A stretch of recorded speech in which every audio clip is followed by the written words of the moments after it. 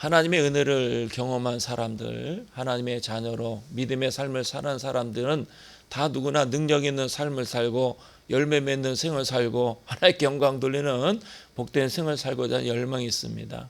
우리가 적어도 신앙생활하면서 믿음의 길을 걸어갈 때 흔들리지 아니하고 하나님의 영광에 쓰임받는 복된 생을 살고자 하는 그러한 기대감을 갖고 있지만 실제로 우리 마음이 흔들릴 때가 많이 있고 또 우리 마음이 깨어져서 그 연약한 가운데 우리 믿음이 흔들릴 때가 있지 않습니까? 그 궁극적인 원인과 이유가 무엇이겠습니까? 제가 늘상 여러분에게 강조해서 드리는 말씀이 있는데 그것은 우리가 하나님과 우리의 관계를 바르게 하고 우리가 능력 있는 삶을 살고 열매 맺는 생을 살고 날마다 감격과 기쁨 가운데 영적인 싸움에 승리하는 삶을 사는 비결은 우리의 노력도 수고도 아니고 신앙 고백이 있어요. 우리가 주님 어떻게 신앙 고백을 하느냐, 예수 그리스도와 나와의 그 관계에 대해서 내가 어떻게 인지하고 어떻게 고백을 하느냐, 굉장히 중요하다라는 것입니다. 우리의 노력도 수고도 헌신도 열정도 중요해요. 중요하지 않다라는 것은 아니에요. 그러나 본질적인 것, 내가 예수님을 어떻게 인식하고 있는가, 그 주님에 대해서 내가 전심으로 내 마음 중심에서 어떻게 고백할 수 있느냐, 이것이 굉장히 중요하다라는 거예요. 오늘 본문에 베드로의 신앙 고백이 있지만은 사실은 베드로가 예수님이 십자가 달려 돌아가실 때 예수님을 부인하고 배반하는 그런 그 아주 커다란 실패가 이제 복음서 마지막 부분에 기록되어져 있지 않습니까? 왜 베드로가 실패했을까? 물론 인간적인 생각이라든지 또 우리가 늘상 듣는 대로 겟세마네 동산에서 예수님이 기도하실 때 베드로와 다른 제자들은 기도하지 않았다. 그것도 사실이죠. 그러나 분명한 것은 베드로와 사도 바울의 그 신앙을 비교해 보면 베드로는 오늘 본문에 주님에 대해서 자기 자신이 어떻게 예수 그리스도를 인지하고 있는가, 그런 신앙 고백, 정말 귀한 고백이죠. 그럼에도 불구하고 그 이후로는 베드로의 고백이 기록되지 않아요. 베드로의 끊임없는 주님에 대한 신앙 고백이 성경에는 나타나고 있지 않은데 사도 바울의 사역을 보면은 그가 끊임없이 주님에 대해서 어떻게 고백하고 있는가, 또 주님에 대해서 자기가 어떻게 삶을 살 것인가.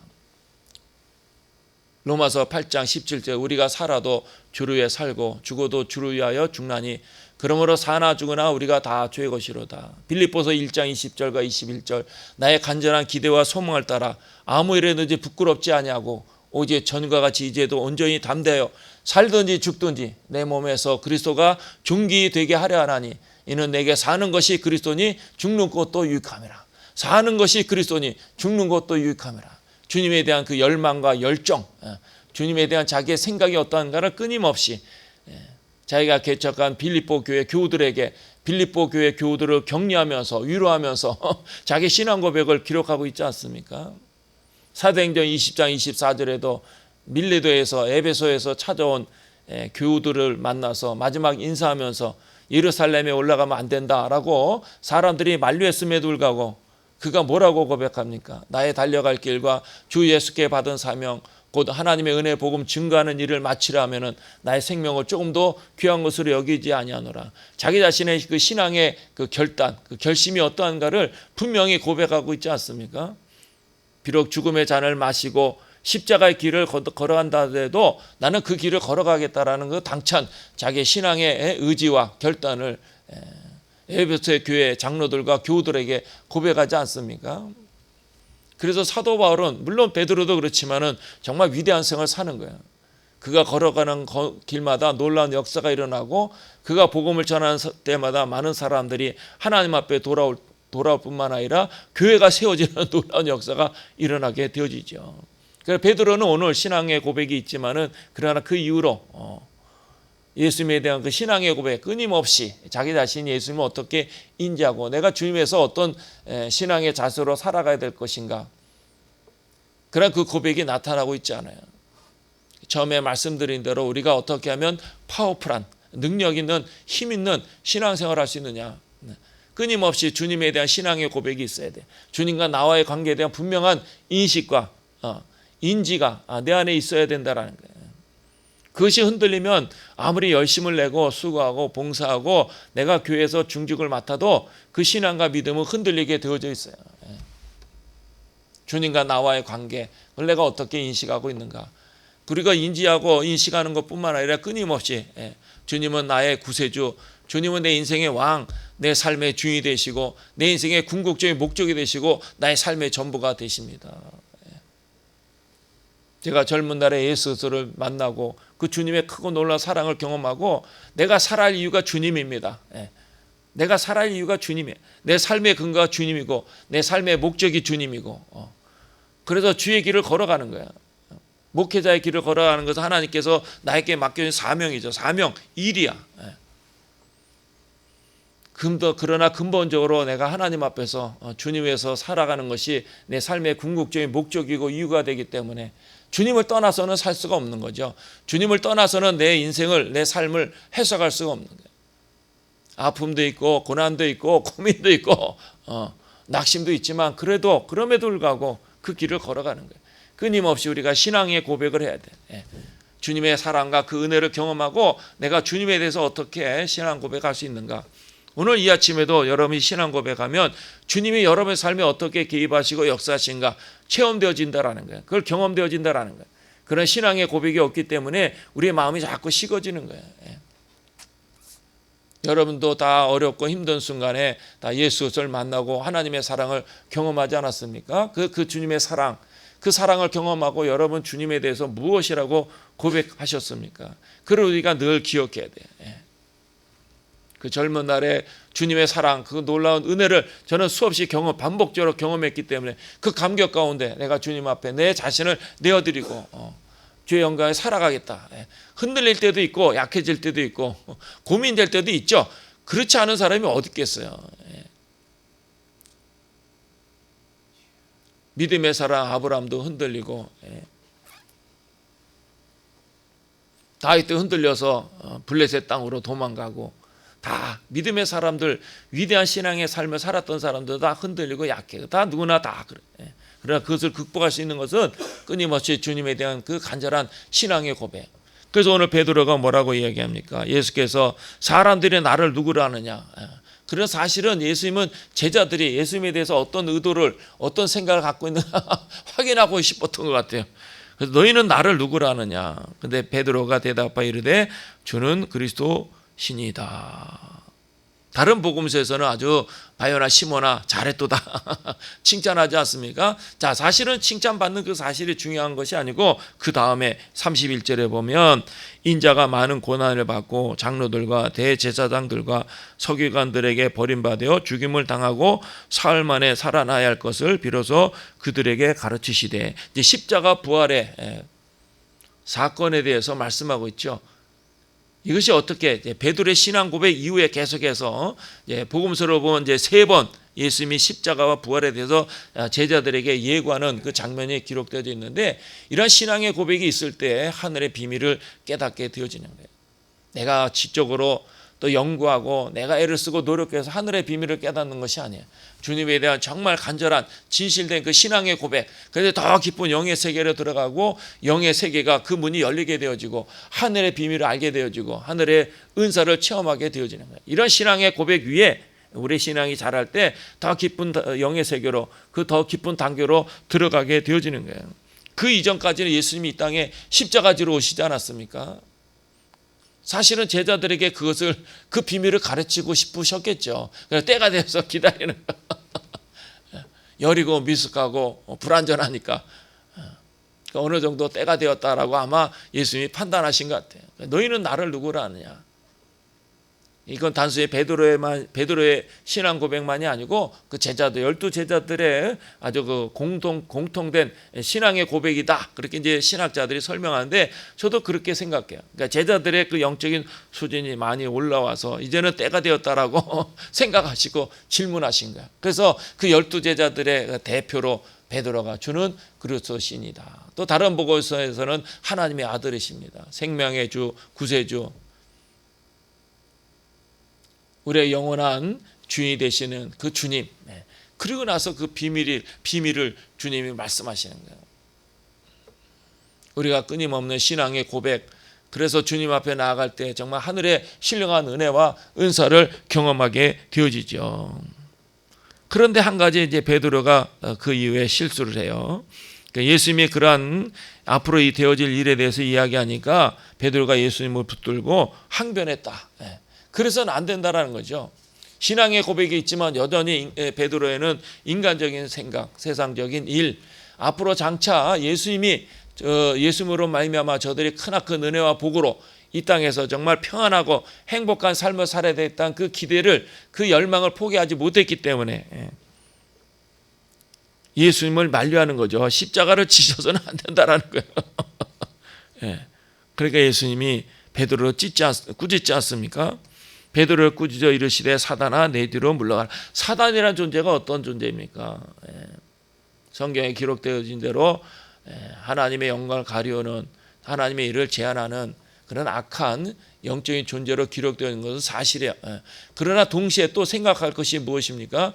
하나님의 일을 방해하거나 인간적인 생각, 사람의 일을 생각하는 존재가 바로 사단이라는 거예요. 그러니까 누구든지 다 사단이 될 수 있어요. 하나님의 영광을 구하지 아니하고 인간적인 생각으로 사람의 일을 쫓아가는 것, 그것이 사단의 생각이라는 거예요. 우리가 스스로 노력하고 애를 쓰고 날마다 결단하고 신앙 고백하지 않으면 우리 자신도, 우리의 신앙도 무너지게 되어져 있다라는 거예요. 그래서 우리가 예수께서 말씀하신 대로 너희는 먼저 그의 나라와 그의 의를 구하라. 너희는 먼저 그의 나라와 그의 의를 구하라. 우리가 하나님의 일을 귀하게 여기고 내게 맡겨진 사명 감당하는 것, 말씀과 기도에 깨어있고 내가 충성된 생활을 살면 하나님 우리의 삶을 보장해 주신다라는, 우리의 삶을 책임져 주신다라는, 필요를 공급해 주실 뿐만 아니라 우리의 삶을 이끄시고 인도해 주신다라는, 우리의 삶에 깊이 개입하셔서 역사하신다라는 거예요. 그러나 우리가 하나님의 능력을 체험하지 못하는 이유가 무엇입니까? 하나님의 역사와 기적을 경험하지 못하는 궁극적인 원인이 무엇입니까? 우리가 신앙 고백을 하고 주님에서 살겠다라고 생각하지만 한편으로는 사람의 일을 생각하는 거죠. 하나님의 일을 생각하지 않는 거예요. 그러니까 베드로는 자기의 생각을 버리지 않고 육적인 생각, 세상적인 생각을 했기 때문에 예수님을 만류하는 거예요. 그래서는 안 된다는 거예요. 그러나 하나님은, 예수님은 분명히 이 땅에 십자가 지러 오시고 부활로 인해서 그 구원의 사역을 완성시키기 위해서 이 땅에 오신 것인데, 베드로는 자기를 생각하는 거죠. 예수님을 생각하는 것이 아니에요. 하나님의 영광을 생각하는 것이 아니에요. 자기를 생각하는 거예요. 그러니까 예수님이 그 다음에 제자의 자격에 대해서, 제자의 자세에 대해서 말씀하시지 않습니까? 누구든지 나를 따라오거든 자기를 부인하고 자기 십자가를 쫓을 것이니라.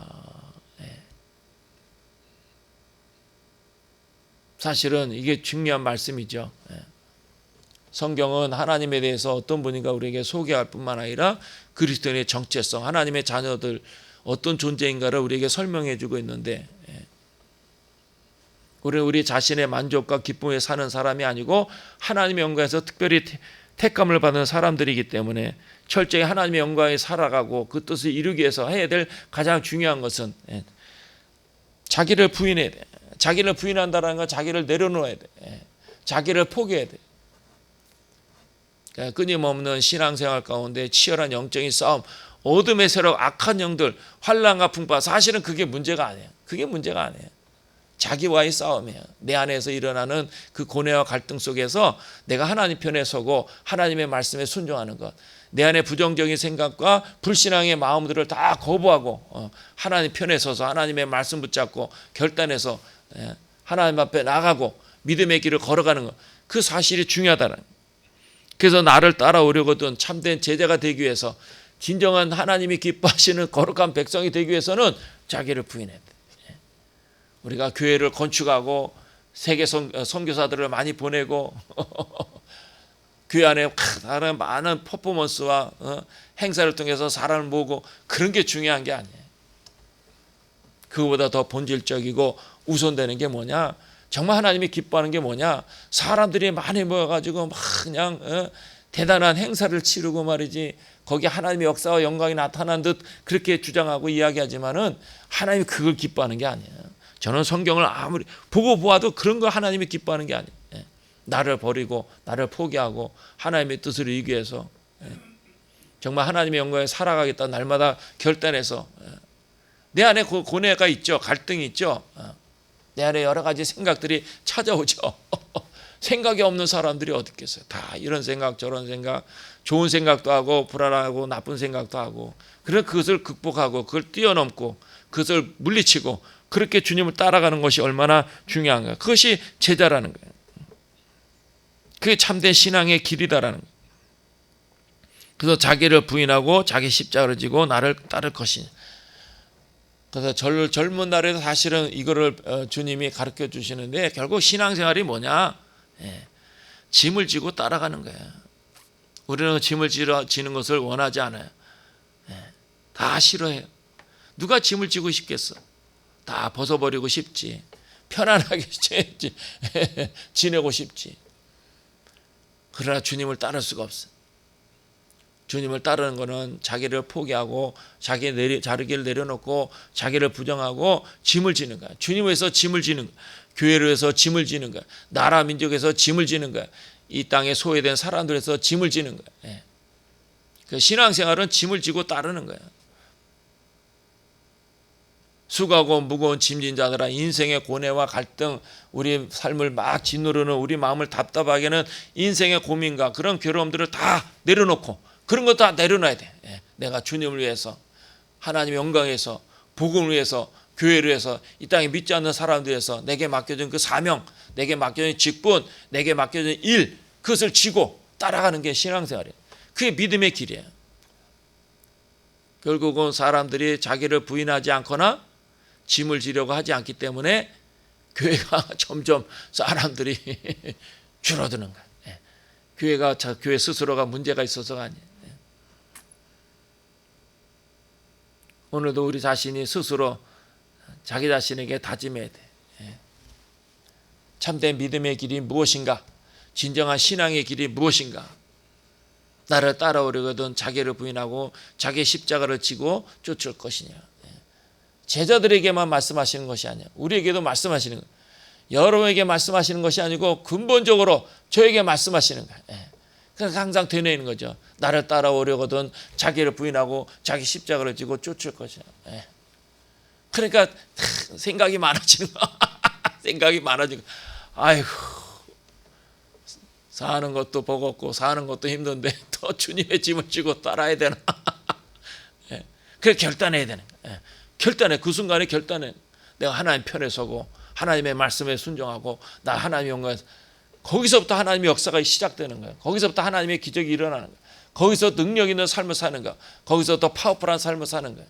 그런 믿음으로 나갈 때 어둠의 세력과 싸워서 귀신들과 싸워 귀신도 물리치고, 내 앞에 있는 그 험산 중년과 같은 삶의 장애도 믿음으로 예수 그리스도의 명언이 떠나갈지어다 물러갈지어다 외칠 때 그 험산 줄령과 같은 태산과 같은 삶의 장애와 문제도 다 무너지고 다 사라지고 다 깨어지고 그 능력 있는 삶을 사는 거예요. 오늘도 주님의 음성을 들으시고 여러분 안에 주님에 대한 신앙의 고백, 그리고 다시 한번 내가 하나님의 자녀로 믿음의 길을 걸어갈 때 어떤 신앙의 자세를 가져야 될까 다시 한번 결단하는 저와 여러분이 되기를 바랍니다. 기도하겠습니다.